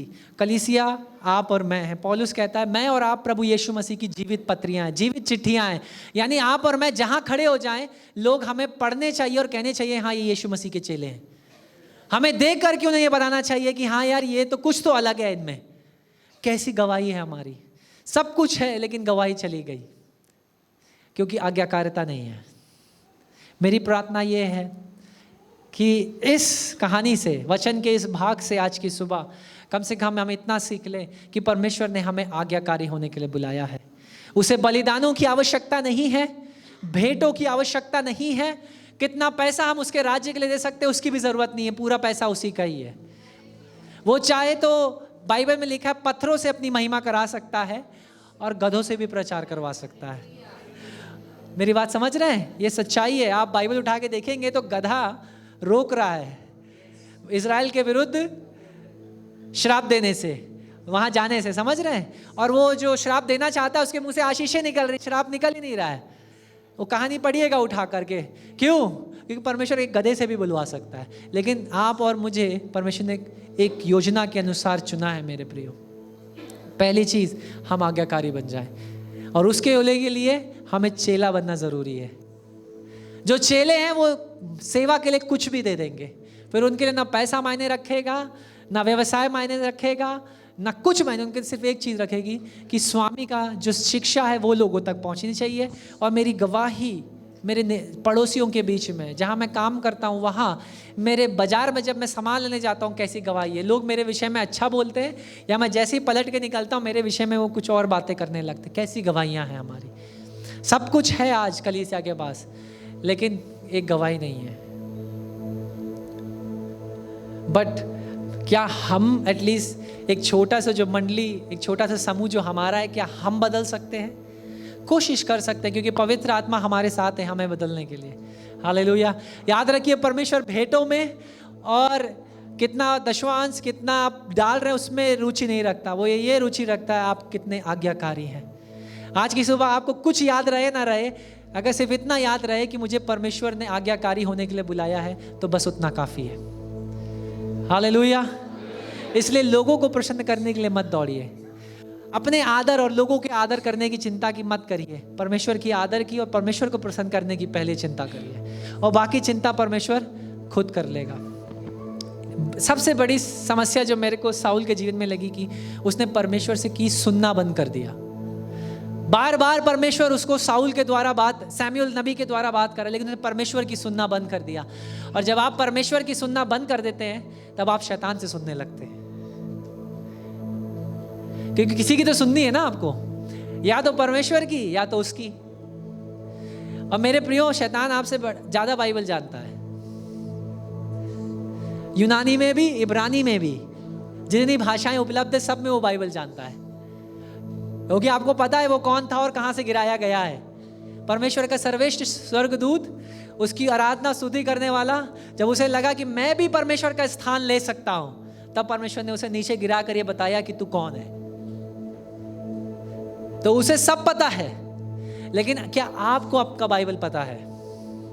क्योंकि अगर आपका परमेश्वर के संग रिश्ता सही नहीं होगा, तो आपके सामने जब वो बाइबल से किसी बात को लाएगा, तो आप क्या कहेंगे? हाँ, ये तो सही कह रहा है। जब यीशु मसीह के सामने भी उसने बाइबल से ही सारी बातें करी, कहीं बाहर से नहीं। बाइबल में लिखा है कि तू पत्थरों को आदेश दे और ये रोटी बन जाएंगे। बाइबल में लिखा है तो आप ही स्वर्गदूत आएंगे और तुझे उठा लेंगे। क्या कहीं और से वो बोल रहा था? नहीं, लेकिन पूरे वचन को प्रभु यीशु मसीह, उसने कहा था अपने परमेश्वर की परीक्षा ना ले, मनुष्य रोटी से नहीं जिएगा। ये तभी संभव होगा जब आपको और मेरा परमेश्वर के संग एक प्रतिदिन का रिश्ता होगा मेरे प्रियो, आज्ञाकारिता का रिश्ता।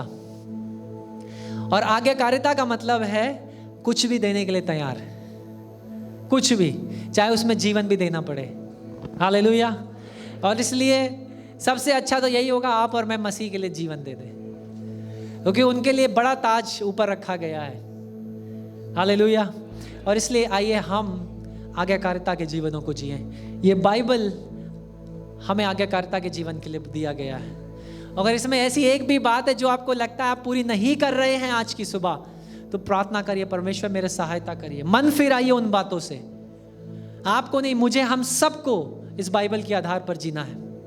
आइए हम सब अपने स्थानों पर खड़े हो जाए। हालेलुया।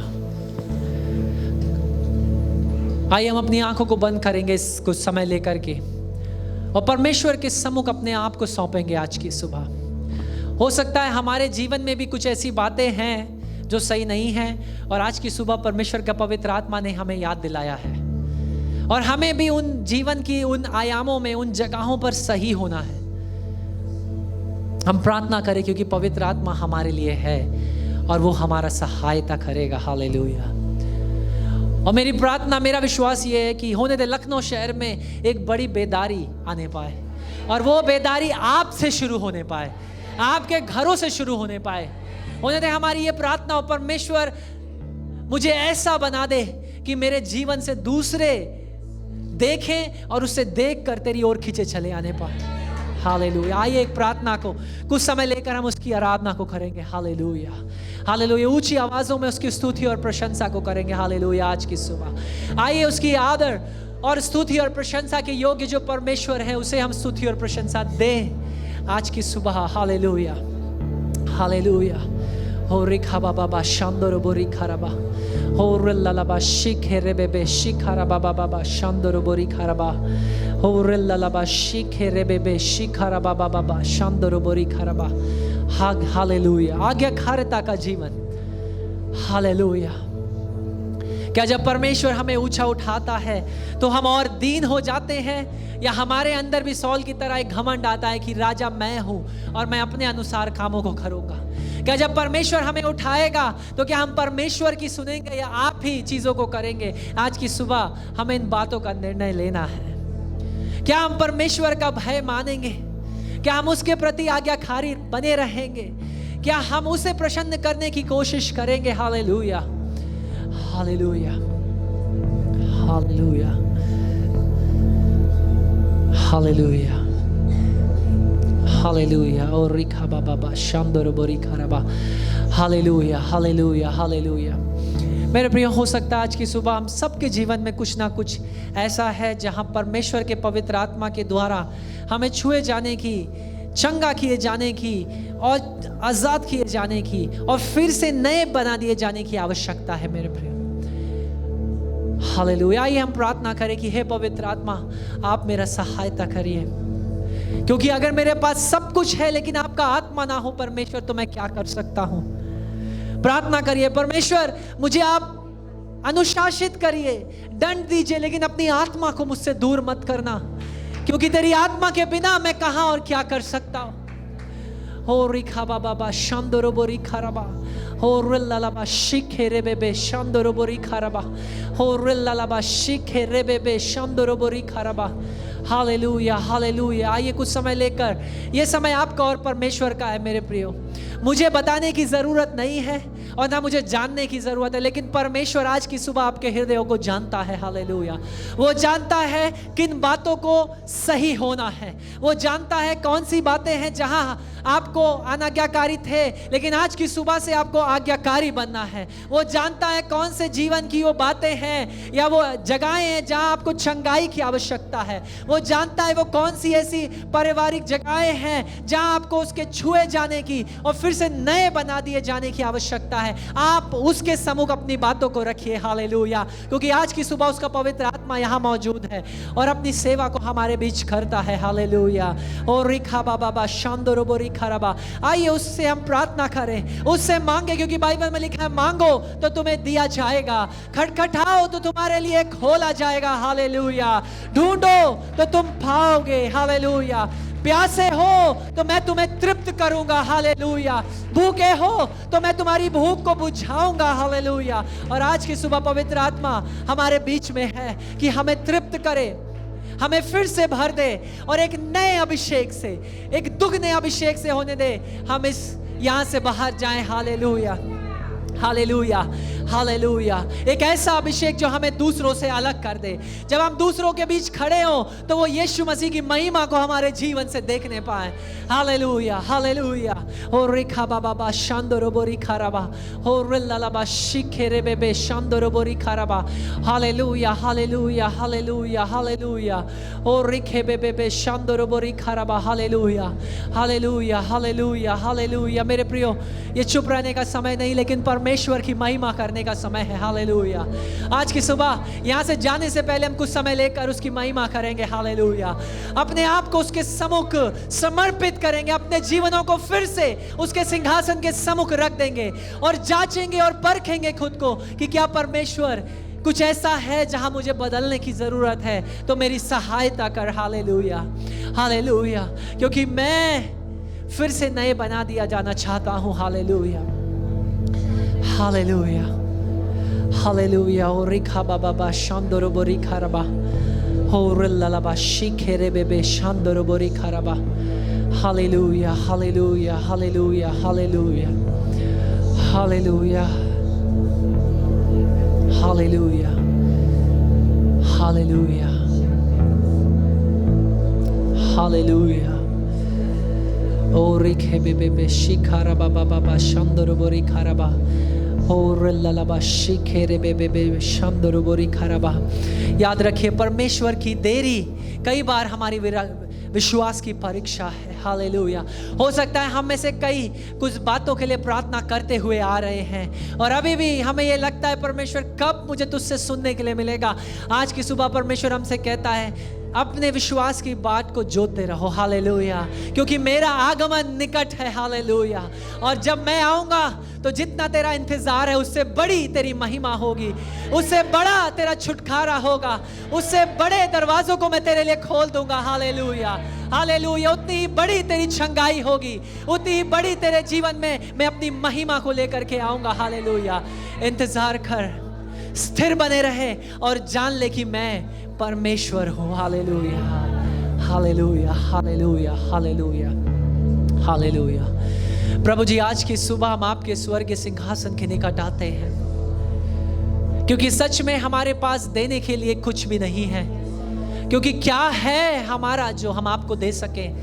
ये हमारा जीवन भी तो आप ही का है। लेकिन आज की सुबह हम अपने हाथों को उठाकर, अपने सरों को झुकाकर इस बात का अंगीकार करते हैं प्रभु कि हाँ, आप हमारे उद्धारकर्ता, हमारे स्वामी हैं और हम आपको धन्यवाद की भेंटें चढ़ाते हैं। प्रभु जी, होने दे पवित्र आत्मा आप हमारा सहायता करें कि हम आपके प्रति और आपके वचन के प्रति आज्ञाकारी बन जाएं प्रभु जी, ताकि जीवन के अंत तक हम आज्ञाकारी और विश्वासी योग्य ठहराए जाएं प्रभु जी। क्योंकि तेरा वचन में लिखा है, जो जीवन के अंत तक विश्वासी योग्य बने रहेंगे, जो जीवन के अंत तक आज्ञाकारी बने रहेंगे, मैंने उनके लिए एक मुकुट को तैयार कर रखा है। हालेलुया। और इसलिए प्रभु जी, होने दे आप हम सबकी सहायता करें कि हम आपके वचन अनुसार जीवन के अंत तक आज्ञाकारी बने रहें प्रभु जी। और कई बार ये आज्ञाकारिता का के लिए हमें कई सारी बातों का बलिदान चुकाना होगा। प्रभु जी, हमें तैयार कर कि उन बातों को देने के लिए भी हम तैयार हों, लेकिन हमारे लिए सबसे बड़ा आज्ञाकारिता हो जाए। हालेलुया। हालेलुया। प्रभु जी, आज की सुबह होने दे आपकी पवित्र आत्मा का एक नया अभिषेक हम में से हर एक के जीवन पर उतरे। होने दे हम समझने पाए कि हम सिर्फ विश्वासी नहीं, लेकिन उससे कई ज़्यादा एक चेला होने के लिए ठहराए गए हैं। होने दे प्रभु जी, हम एक गवाही के जीवन को जीने पाए, ताकि हमारे जीवन दूसरों के लिए एक उदाहरण ठहरने पाए, ताकि हमारा विश्वास की चर्चा हमारे पड़ोस में, हमारे मित्रों के बीच में की जाए और हमारी गवाहियों को उनके बीच में बताया जाए। प्रभु जी, होने दे आपका आदर हमारे लिए सर्वप्रथम बन जाए, आपको प्रसन्न करना हमारे जीवन का पहला मुख्य कारण बन जाए। प्रभु जी, धन्यवाद करते हैं। आज की सुबह आदर और महिमा आप ही को देते हैं। यीशु के नाम में इस विनती को मांगते हैं, आमीन।